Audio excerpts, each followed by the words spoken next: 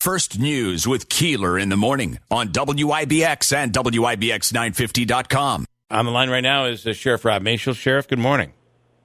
Good morning, guys. How are you? Good. I hope you had you did not have an uneventful Memorial Day weekend, it seems. No, it was actually very busy. We had a bunch of different things going on, and we were definitely busy in all aspects of our operations here, both on the law enforcement side and then, of course, with a bunch of events. But the ones that, obviously, the thing that concerns me the most is what we're here to talk about today with these, I don't want to say fake, but unfounded calls that we're getting about boats in distress on the lake. So the helicopter that went over yesterday over my house, would you say related to what's going on at the lake?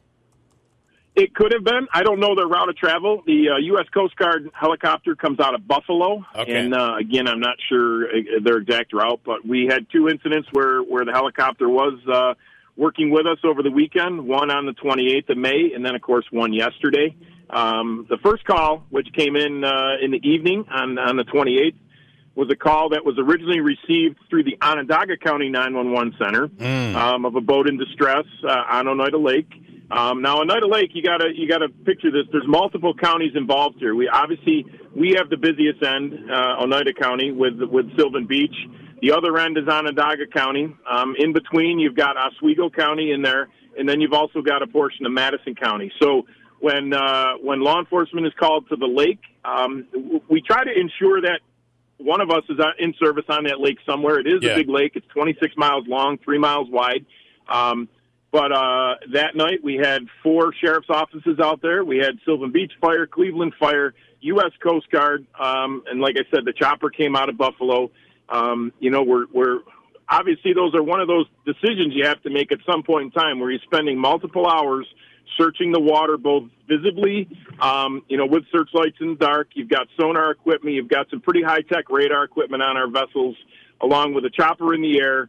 And then, again, at the same time, you're monitoring phone calls coming in because you want to see if anyone's calling any missing parties or a boat that should have returned that didn't. Yep. And when you put all that together, at some point in time, you have to make a decision. Do we keep this going or do we shut it down? Those are always tough calls, but in the end, it was decided to shut the operation down. And, again, that was an unfounded call, so I'm not quite sure. Did someone see something that they thought was a boat in distress? Did someone make a fake call? We don't know at this point. But then when it happens again, and this one, the second one, I don't know. The call actually originated to the U.S. Coast Guard because they're the ones that called us to notify us that they're back en route to the lake for another boat in distress.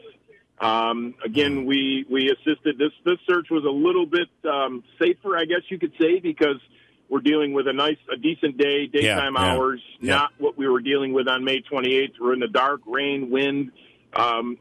You put a lot of resources out there. You're putting a lot of first responders' lives at risk, costing a lot of money. Obviously, if we're saving a life, we don't worry about financial costs. But when these unfounded things happen, you do put a price tag on it because, again, it's a significant use of manpower and resources.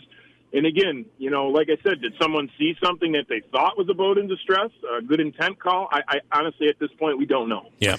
Is there a way that you guys can trace the calls, or were they like protected numbers or something, for lack of a better term? Well, the original call came into the Onondaga County 911 Center. They notified their Marine Patrol. Then they transfer the call to us so we can notify ours. So that end of the investigation is currently being handled by the Onondaga County Sheriff's Office. But again, if it came in from a block number, there's so many different ways. The phone that you can't trace. If it was a fake call, did someone put *67 ahead of it so you can't see where it's coming from? There's a lot of ways around that. So. All right. Well, you would think that. The second one, you're probably far more suspicious, right? Yes, and that's what made us far more suspicious on the first one when you get the same type of call, basically back to back on the same weekend. So, if someone's doing this, I know we're seeing a lot of bizarre things we've never seen before. Like you guys were just talking a few minutes ago, we're throwing water bottles at sports, participants and booing people in parades and this stuff. I mean, I just hope this is not a trend that we're going to continue to see because it's unfortunate. We're putting a lot of people's lives at risk.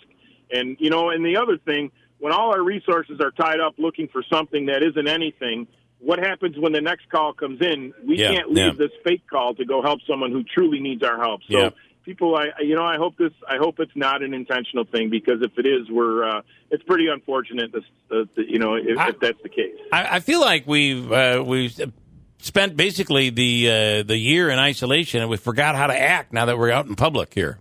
What's going on? I guess the question is, let's do something positive, though. Help someone in a time of need. Thank our first responders and our healthcare workers instead of booing them. And, just enjoy watching our favorite teams and games while they're being played instead of acting like, goofballs. Yeah. Yeah. All right. Well, just crazy. And, sadly, if you have a track phone, those are basically pretty untraceable, right? They are. They are untraceable for the most part. Yeah. It's just, like I said, if people are using these with the intent to just cause disruption, and it's pretty sad, because there's going to come a time when someone's loved one is going to be truly in need of help, and we're not going to be able to get there because we're tied up with something, that's not real. That's not real. All right, Sheriff, we appreciate the update. Thank you so much.